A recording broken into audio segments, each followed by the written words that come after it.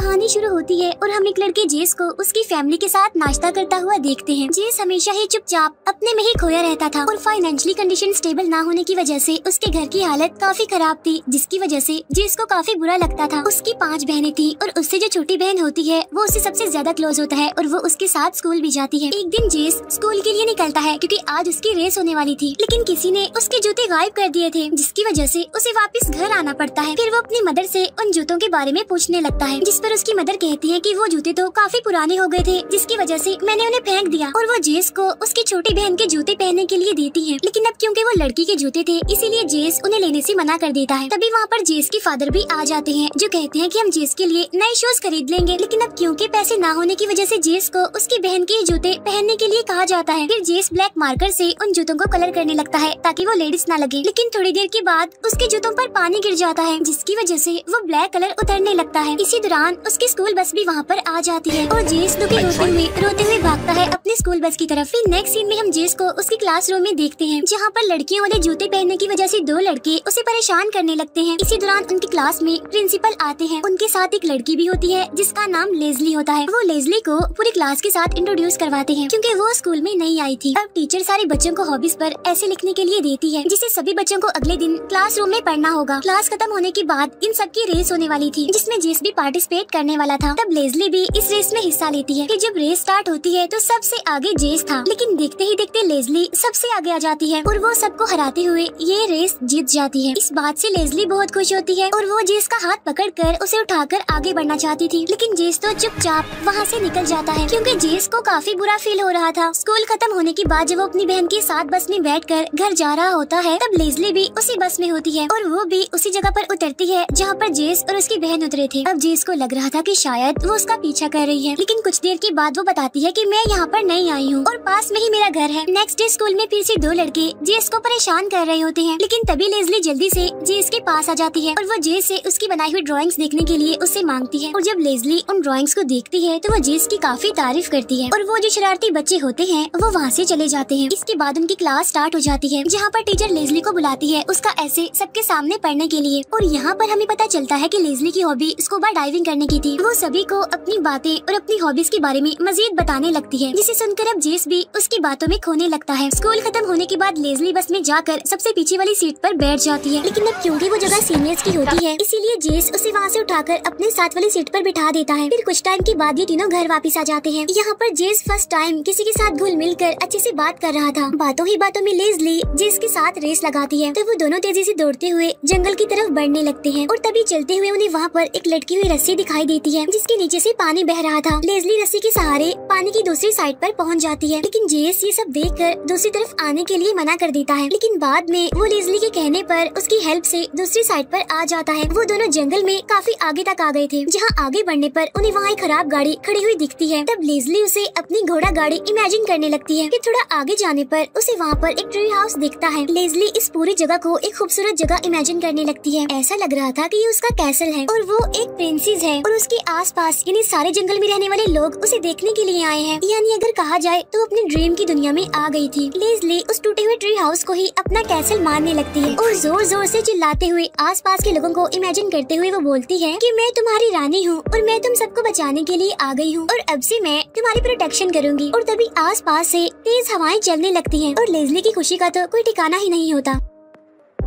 और इस बात को लेज़ली अपने लिए इशारा समझ लेती है, यानी जो उसने बोला वो सच है और अपने इस किंगडम को वो नाम देती है टेरा बेटिया। इसके बाद से ही वो दोनों स्कूल के बाद हर रोज उस जगह पर जाया करते थे, यानी कि अपने ड्रीम वर्ल्ड में, अपनी जादुई दुनिया में। वो वहाँ जाकर बिजी हो जाते थे ट्री हाउस को रिपेयर करने में, बिल्कुल उसे ठीक बनाने में, और यहाँ तक उन दोनों की बहुत अच्छी दोस्ती हो जाती है। इससे जेस की लाइफ में भी काफी चेंजिंग्स आने लगती है, जैसे वो स्कूल में अब खुश रहने लगा था, लोगों में घुल मिल रहा था, उनसे बातें कर रहा था। फिर एक दिन स्कूल बस में एक लड़की गिरने का ड्रामा करती है, यानी वो ऐसे रिएक्ट करती है जैसे उसे किसी ने गिरा दिया हो। फिर वो इल्जाम लगाती है जेस पर, उसे फंसाती है कि उसने इसे गिराया है। तब पनिशमेंट देने के लिए जेस को बस से उतार दिया जाता है, जिसकी वजह से जेस को बस से उतरकर पैदल ही अपने घर जाना पड़ रहा था। वो अपने स्टॉप पर पहुंचकर वो देखता है कि लेज़ली तो पहले ही उसका इंतजार कर रही है वहाँ पर। इसके बाद वो दोनों वापस उसी ट्री हाउस पर चले जाते हैं और वहीं पर बैठकर वो बातें कर रहे थे। और ये जगह सच में बहुत ही खूबसूरत होती है। उनकी जादुई दुनिया यानी उनकी कैसल के पास से एक बहुत ही खूबसूरत नदी बहती थी और वो अपने आसपास मौजूद हर चीज को अपने स्कूल के लोगों का नाम दे रहे थे, यानी वो लोग जो उन्हें अक्सर परेशान किया करते थे। अब जब जेस और लेस्ली बातें कर रहे होते हैं कि तभी वहाँ पर एक गुलहरी आ जाती है जो इन दोनों पर नट्स गिराने लगती है। अब जेस उस गुलहरी का एक नाम रख देता है जो कि उसी के स्कूल के बच्चे का एक नाम था जो कि बहुत शरारती था, और वो उस गुलहरी को किसी शैतान की तरह इमेजिन कर लेता है। इसी वजह से वो उससे लड़ने लगता है। अब घर आने के बाद हम जेस को देखते हैं जो कि अपने रूम में बैठकर ड्राइंग्स बना रहा है, लेकिन तभी उसकी फैमिली आकर उसे बर्थडे का सरप्राइज देती है। उसकी फैमिली में फाइनेंशियली प्रॉब्लम होने की वजह से उन्होंने अपने गार्डन में ही ग्रीन हाउस के अंदर खाने के लिए कुछ सब्जियां और फ्रूट्स उगाए हुए थे, लेकिन कुछ जानवर उनके ग्रीन हाउस से सब्जियां और फ्रूट्स चुरा कर खा रहे थे, जिसकी वजह से जेस के फादर उन जानवरों को पकड़ने के लिए वहाँ पर ट्रैप लगाते हैं। नेक्स्ट डे लेस्ली जेस को उसकी बर्थडे का गिफ्ट देती है। जेस अपने गिफ्ट को ओपन करता है तो उसमें बहुत सारे कलर्स होते हैं। इतना एक्सपेंसिव और प्रीशियस गिफ्ट लेने की वजह से जेस उसे थैंक्स कहता है। अब रोज स्कूल के बाद जेस और लेस्ली एक साथ मिलकर ट्री हाउस को डेकोरेट करने के लिए चले जाते हैं। फिर एक दिन जब वो दोनों ट्री हाउस में बैठे होते हैं, लेकिन तभी वहाँ पर एक ट्री टूटकर गिर जाता है, तब वो दोनों ये देखने के लिए बाहर आते हैं। फिर वो उस ट्री की जड़ों के पास पहुँच जाते हैं और वो इन जड़ों को किसी बड़े से शैतान की तरह इमेजिन कर लेते हैं। असल में ऐसा होता नहीं, लेकिन लेस्ली सोच रही थी, क्योंकि वो हर एक चीज को अलग ही तरह से इमेजिन करके ये एक्सपीरियंस करना चाहती थी। वो इस छोटी सी जगह को भी किसी बड़े से पैलेस और क्रिएचर्स की तरह इमेजिन करने लगती है, जैसे कि किसी क्रिएचर को उन पर अटैक करने के लिए भेजा गया है और उनका ये खेल वहाँ पर चलता रहता है। फिर एक दिन जेस के केज में एक जानवर पकड़ा जाता है जो अक्सर इनकी सब्जियों को खराब करता था और उन्हें चुरा कर खाता था। तब जेस उसे मारता नहीं बल्कि वो उसे जंगल में छोड़ाता है, और जब ये बात उसके फादर को पता चलती है तो वो बहुत गुस्सा हो जाते हैं और वो जेस को बहुत डांटते हैं। वो उससे कहते हैं कि वो जानवर बहुत ही खतरनाक है, देखना वो एक दिन जरूर वापस आएगा और हमारे फ्रूट्स और सब्जियों को खराब करेगा, जिसकी वजह से हमारे पास कोई पैसा नहीं रहेगा। तब इस बात से उदास होकर जेस वहाँ से चला जाता है। अब जेस की पूरी लाइफ प्रॉब्लम से भरी हुई थी, लेकिन लेस्ली के आने की वजह से उसकी लाइफ में खुशी की कोई उम्मीद थी। फिर एक दिन जेस को एक शॉप में एक डॉग मिलता है जो कि लावारिस था, यानी वो किसी का भी नहीं था। तब जेस उस डॉग को अडॉप्ट कर लेता है और वो लेस्ली को एज अ गिफ्ट उसे दे देता है। तब लेस्ली तो ये देखकर बहुत खुश हो जाती है और वो उस डॉग को प्रिंस कहकर बुलाने लगती है और वो उसे अपनी जादुई दुनिया की रखवाली करने के लिए रख लेती है। इसके बाद वो दोनों फिर से अपने डॉग के साथ अपनी जादुई दुनिया में चले जाते हैं, लेकिन तभी उन्हें अपने सामने एक जायंट ट्री चलता हुआ दिखता है। तब लेस्ली उसे देखकर अपने ड्रीम वर्ल्ड में खो जाती है और वहाँ चली जाती है और वो जायंट ट्री का भी कोई नाम रख देती है। वो उसे उस लड़की का नाम देती है जो कि सबको तंग करती है। फिर वो दोनों उस जायंट ट्री को देखकर वहाँ से भागने लगते हैं। इसके बाद वो वापस अपने ट्री हाउस में आ जाते हैं।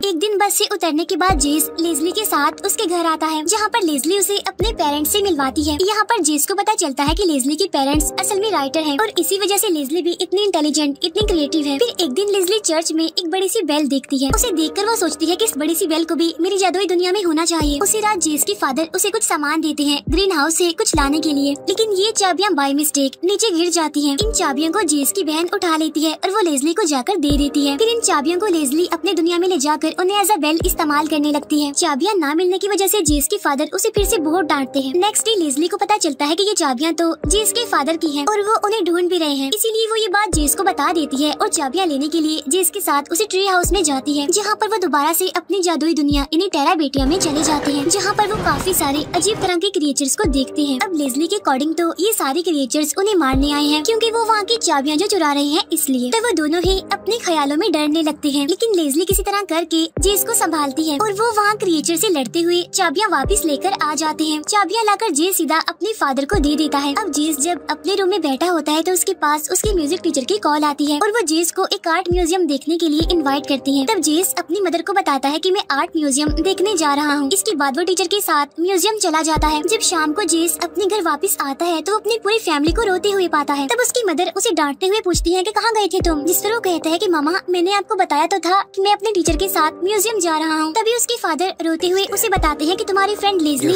मर गई है। फिर वो कहते हैं कि लेस्ली जंगल में रस्सी के सहारे नदी के उस पार जाने की कोशिश कर रही थी, लेकिन रस्सी टूटने की वजह से वो नीचे पानी में गिर गई और पानी में डूबने की वजह से उसकी मौत हो गई। ये सुनते ही जेस पूरी तरह से टूट जाता है और काफी दुखी हो जाता है। उसे इस बात का यकीन ही नहीं आ रहा था कि उसकी बेस्ट फ्रेंड अब इस दुनिया में नहीं रही, वो मर चुकी है। और जब वो लेस्ली के घर जाता है तो उसके फादर भी बहुत रो रहे होते हैं और वो जेस को बताते हैं कि तुम मेरी बेटी लेस्ली की बेस्ट फ्रेंड थे और वो तुम्हें बहुत बहुत पसंद करती थी, तुम उसके इकलौते दोस्त थे। इसके बाद कुछ दिन गुजर जाते हैं और जेस अकेला ही लेज़ली और उसकी जादुई दुनिया में चला जाता है, जहाँ पर पीछे पीछे उसकी छोटी बहन भी आ रही होती है। लेकिन तब गुस्से में जेस उससे कहता है कि चले जाओ तुम यहाँ से, क्योंकि ये जगह सिर्फ लेज़ली और मेरी है और यहाँ पर कोई थर्ड पर्सन नहीं आ सकता। अब देखते ही देखते जेस पहले की तरह बन जाता है, यानी कि उदास, अपने ही आप में खोया हुआ। वो किसी से भी ज्यादा बात नहीं करता था। फिर एक दिन वो स्कूल के बाद ट्री हाउस में जाता है और वो लेज़ली के दिए हुए कलर्स को पानी में फेंक रहा होता है। लेकिन तभी उसे वहाँ पर किसी के आने की आहट सुनाई देती है और वो और कोई नहीं बल्कि जेस के फादर होते हैं, जिनके गले लगकर जेस रोने लगता है और कहता है कि लेज़ली के मरने का रिस्पॉन्सिबल मैं खुद को समझता हूँ, क्योंकि अगर मैं लेज़ली को उस दिन अपने साथ म्यूजियम लेकर जाता तो शायद आज वो जिंदा होती। लेकिन जेस के फादर उसे समझाने की कोशिश करते हैं कि इसमें तुम्हारी कोई गलती नहीं है, क्योंकि ये लाइफ है जो ऐसे ही चलती है। फिर वो जेस को रिलैक्स करते हुए अपने साथ ले जाते हैं। कुछ टाइम के बाद हम देखते हैं कि लेज़ली की फैमिली इस एरिया को छोड़कर जा रही है और जब जेस उन्हें दिखता है तो वो भागकर उनके पास जाता है और उनसे पूछता है कि आपके घर के सामने जो लकड़ियाँ हैं मैं उन्हें यूज कर सकता हूँ। तब लेज़ली के फादर अपसेट होते हुए जवाब देते हैं कि हाँ बिल्कुल कर सकते हो। तब जेस उन लकड़ियों से उस जंगल में जाकर ब्रिज बनाता है ताकि उसके ऊपर से गुजरकर नदी की दूसरी साइड पर जाया जा सके। जेस अपनी छोटी बहन से अपने मिसबिहेव करने पर माफी मांगता है और वो उसे ब्रिज दिखाने के लिए ले जाता है जो कि उसने बनाया था। वो उसे वहाँ का ट्री हाउस दिखाते हुए कहता है कि ये जगह एक पूरा कैसल है और तुम इसकी प्रिंसेस हो। यहाँ पर जितने भी लोग आए हैं तुम्हें देखने के लिए आए हैं। तब ये सुनकर जेस की बहन भी उन सारी चीजों को वैसे इमेजिन करने लगती है जैसे कि लेज़ली किया करती थी, अपना ड्रीम वर्ल्ड, अपनी जादुई दुनिया समझकर, जिसमें कि वहाँ पर रहने वाले टेराबेटियन उन्हें वेलकम करते हैं। और ये प्यारी सी मूवी यहीं पर एंड हो जाती है। Thank you for watching.